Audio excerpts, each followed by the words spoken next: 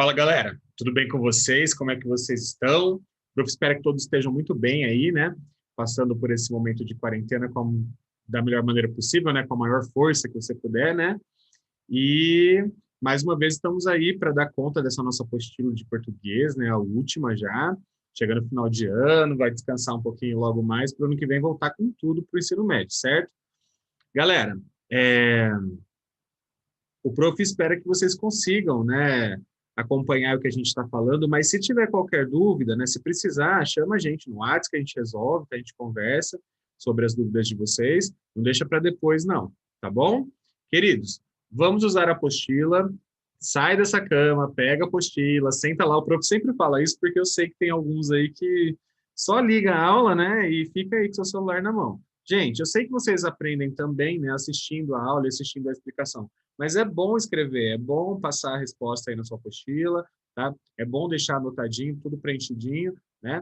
Para você sentir que está fazendo, que está aprendendo, até depois, se você precisar consultar para estudar, né? Para fazer um exercício que seja parecido, você tem onde olhar, tá bom? Então, pega a apostila, senta, pega o lápis aí, vamos fazer esses exercícios.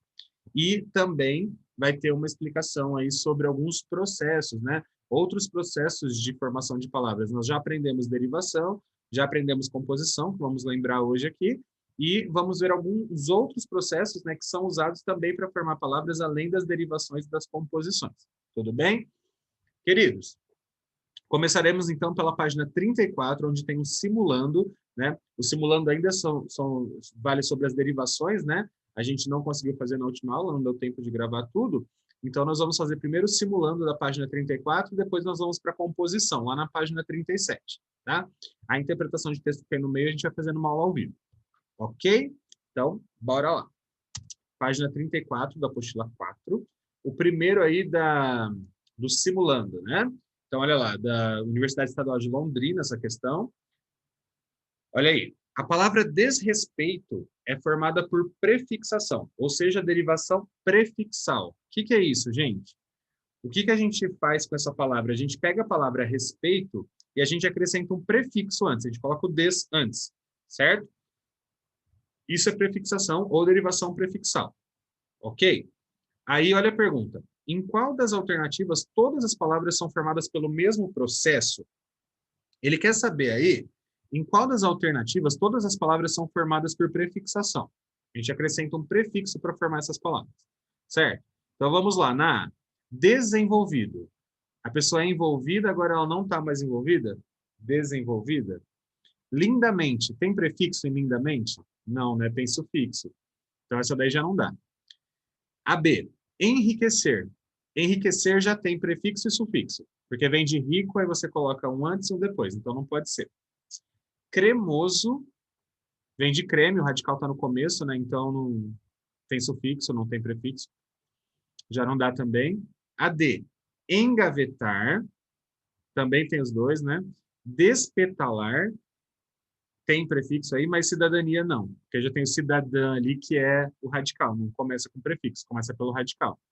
Então, qual que sobra? Imoral, que é não moral, desleal, que é não leal, e repos, que é pôr de novo, né? Fazer novamente, colocar novamente. Então, nós temos aí, na E, as três palavras formadas por derivação prefixal, assim como desrespeito. Ok? Para fazer essas palavras aí da E, teve que colocar um prefixo a uma outra palavra. Ok? Beleza. 2. Da Exalc de Piracicaba, da USP, né? Olha lá, são formadas por prefixação. Quais dessas palavras aí são formadas por prefixação? Igual a da anterior. São formadas por prefixos, foram acrescentados, né? Luminoso, o lu está ali no começo, né? O lume de luz, né? Então, não dá. Fraternidade é por sufixação, né? Tem idade ali no final. Luminoso, mesma coisa de cima, né? Sonhador também começa com radical, não tem prefixo, né? Vem de sonho, né? Então, quando o radical está no começo, galera, isso não é prefixação, tá? O prefixo é aquilo que a gente acrescenta antes do radical para formar uma palavra nova. Conselheiro vem de conselho, também não começa com radical. Queimado também, né? Tem sufixo, não tem prefixo. Linguagem vem de língua, o radical está no começo, então não tem prefixo. Qual que tem prefixo aí, Digão? É a E? É. Curso, é o radical, a gente coloca o per, para falar que é pelo curso, por curso. Então, o per é um prefixo que a gente acrescenta, e o ingrato também. Tem o grato e tem o ingrato. A gente coloca o in antes ali para negar, né, de negação. Então, as que têm formação por prefixação aí estão na alternativa E, certo? Certo, digamos. 3, de Uberaba, lá de Minas Gerais, a Universidade de lá. Olha lá, assinale a alternativa cuja palavra apresenta o mesmo processo de formação de entristeceu. Galera, entristeceu tem que processo de formação? Digam, a primeira coisa que eu tenho de fazer é achar o radical. O que significa entristeceu? Tornou triste. Então, entristeceu vem de triste. Aí você olha no meio ali, você vê o radical. Triste, está bem no meio da palavra ali. Aqui que você consegue perceber que tem uma coisa antes, o em, e tem uma coisa depois, o eceu. Certo? Então, você consegue perceber que tem prefixo e sufixo e o radical está no meio ali. Tá? Então, qual é o processo quando você tem prefixo e sufixo? Digamos, derivação prefixal e sufixal. Aí você tem de ver se você consegue tirar um ou o outro, aí sim vai ser derivação prefixal e sufixal. Se você não conseguir tirar nenhum dos dois, vai ser parasintética. Tá? Então, olha lá, entristeceu. Eu consigo tirar o em e formar só tristeceu? Não. Se eu tirar o eceu, eu consigo formar em triste? Não. Então, é parasintética. Em quais dessas aí a gente vai ver? Né? Em quais não, em qual, né? A gente vai ver uma derivação parasintética. A gente vai ter no anoitecer, né? Tem o noite, aí a gente coloca o A na D. A gente vai ter o A antes e o ecer depois. Todos esses verbos, entristecer, anoitecer, enfim, todos esses que a gente coloca alguma, empobrecer, enriquecer, que a gente coloca alguma coisa antes e o ecer no fim, todos eles são parasintéticos, tá? Sempre que acrescentar algo antes e algo no final com esse ecer para formar verbo é parasintético, ok? Então, resposta D aí. 4, da PUC de São Paulo. Assinale a alternativa em que ocorre o processo de formação de palavras conhecido por derivação imprópria. Galera, a derivação imprópria é quando você usa uma palavra com uma classe gramatical diferente. Então, o que acontece aqui? Você não vai nem acrescentar prefixo, nem acrescentar sufixo. Você não vai fazer como na regressiva, que você tira o finalzinho do verbo ali para formar o substantivo, né? Combater, o combate, beijar, o beijo, abraçar, o abraço. Nessa daqui, você vai pegar a palavra do jeito que ela é, sem mudar nada, e vai usar com outra classe gramatical. Isso é a derivação imprópria, a derivação do uso, certo? Quando você usa uma palavra com uma função diferente da que ela tem normalmente, na origem dela, certo? E aí, como é que a gente acha isso numa frase? Como é que a gente acha onde tem derivação imprópria? Você tem de tentar achar uma palavra que não está sendo usada da sua maneira comum, da sua maneira correta, certo? Então, vamos lá. A ética, como morada humana, não é algo pronto e constituído de uma só vez. Aí todas as palavras estão sendo usadas da sua maneira correta. Correta não, né? Da sua maneira original. Na B, o ser humano está sempre tornando habitável a casa que construiu para si.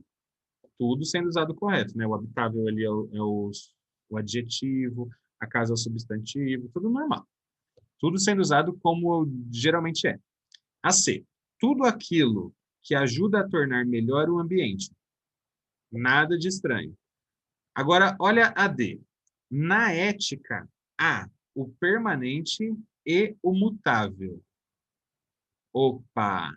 Digam, permanente é uma característica de algo. Algo tem essa característica, algo é permanente. Algo é mutável, algo muda. Então, esse mutável é uma qualidade.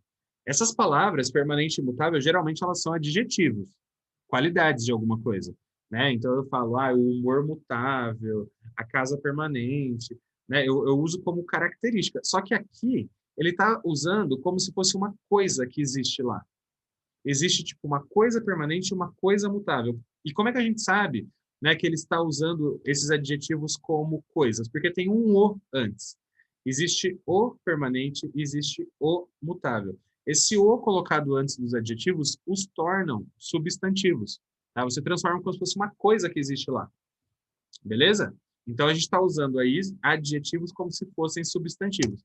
Por isso que é na D, né, que nós temos Derivação imprópria. A gente está usando palavras que geralmente são adjetivos para outras coisas, como se fossem as próprias coisas, como se fossem substantivos.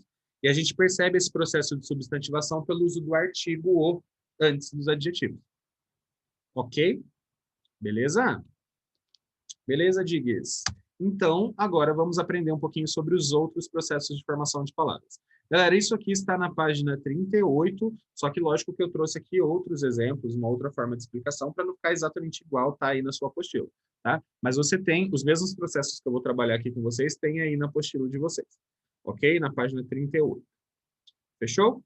Então, vamos lá aprender sobre esses outros processos. Além das derivações e das composições, nós temos outros processos de formação de palavras, certo? Então, olha lá. Primeiro, a gente tem a abreviação. Abreviação. Digam, o que é isso? O que é abreviação?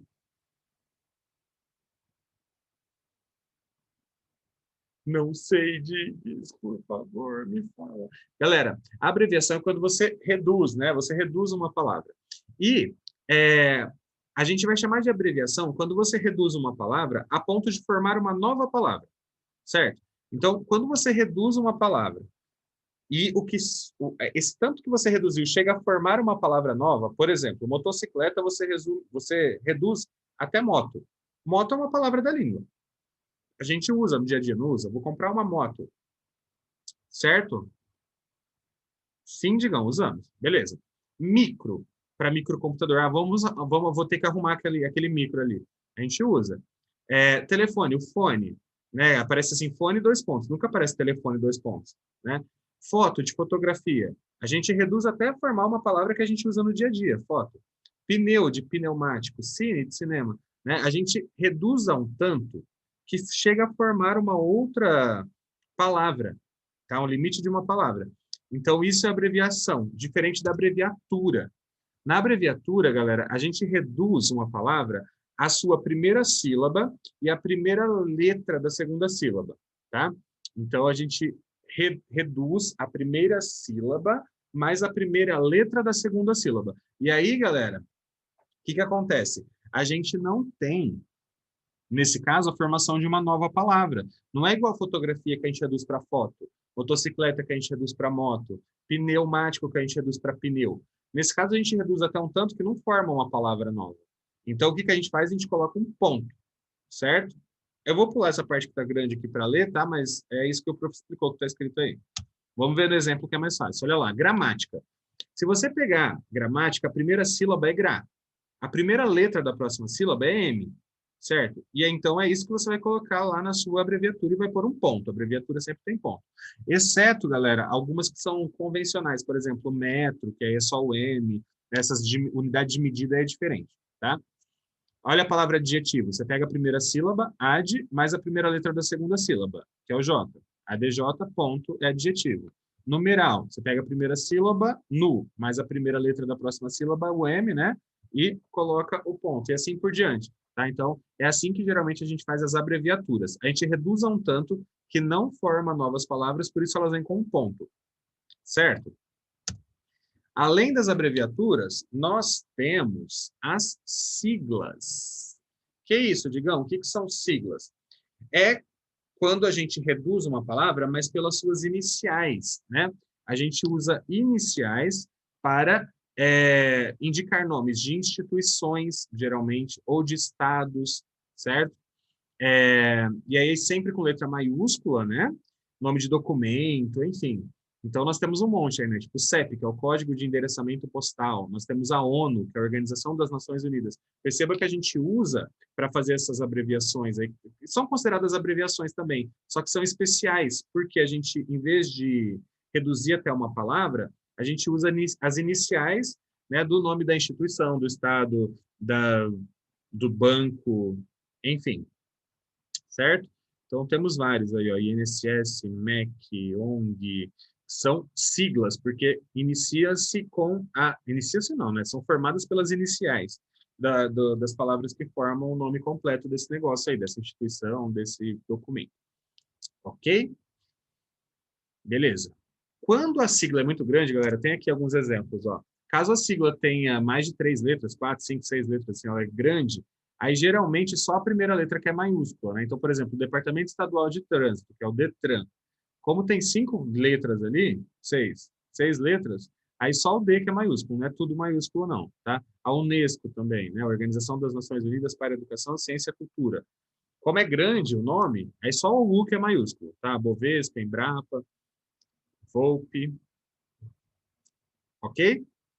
Geralmente até 3 letras a gente usa todas elas maiúsculas, 4 para cima a gente usa só a primeira maiúscula, tá? O que é uma onomatopeia? Que é um outro processo de formação de palavras. Galera, na onomatopeia, o que vai acontecer? O que vai acontecer, Digão? Vai acontecer o seguinte, a gente vai ter...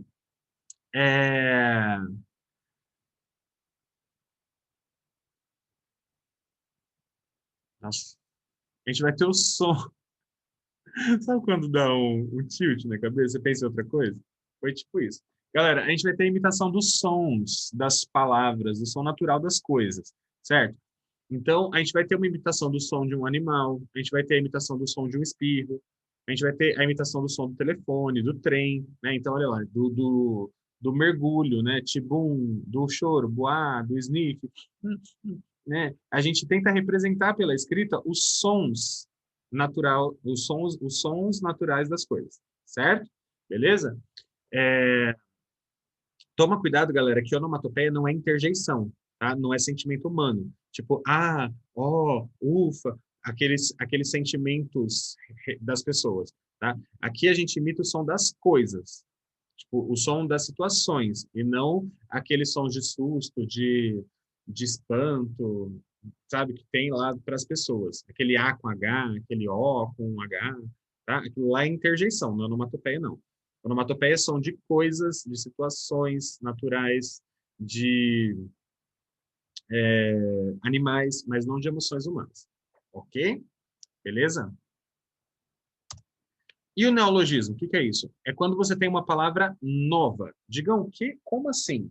Palavra nova. Você inventa uma palavra a partir de morfemas, né, que já existem na língua. Então, eu até cheguei a usar com vocês numa aula ao vivo aí o termo invivível, né? Não existe invivível, mas existe impossível, invisível, e aí a gente formou uma nova palavra que é o invivível, com o viver ali no meio. A gente pegou pedaços de palavras que já existem na língua, juntamos para fazer uma nova que tem algum sentido. Tá? Então, o neologismo é uma palavra nova que a gente inventa, mas a partir de morfemas da língua, tá? De partes de outras palavras que fazem algum sentido na língua. Tudo bem? Então, existem dois tipos de neologismos. O neologismo semântico, que tem a ver com sentido, né? Então, a gente geralmente pega uma palavra que já existe na língua e dá um novo sentido para ela. Então, é um neologismo semântico, novo sentido. Exemplo, estou afim de fulano. Galera, afim significa com a finalidade de. Mas quando você lê estou afim de fulano, você não está entendendo aí que eu estou com a finalidade, com o objetivo de fulano. Você entende que, tipo, eu estou gostando, certo? Estou interessado. Então, nesse caso aí, esse afim tem um outro sentido, tá? Olha lá o de baixo, Beltrano, não vai dar, deu zebra. Não é deu zebra o animal, deu errado, certo? Então é um outro sentido para a palavra, para a expressão deu zebra. Vou fazer um bico, não é bico tipo é bico tipo um trabalho temporário, né? Então, quando você pega uma palavra da língua e dá outro sentido para ela, isso é um neologismo semântico. Agora, quando você inventa uma palavra realmente nova, né? Aí a gente chama de neologismo lexical, que aí não é só o sentido, você realmente pegou pedaços de outras palavras e formou uma palavra nova, tipo abobado, aquele que é bobo.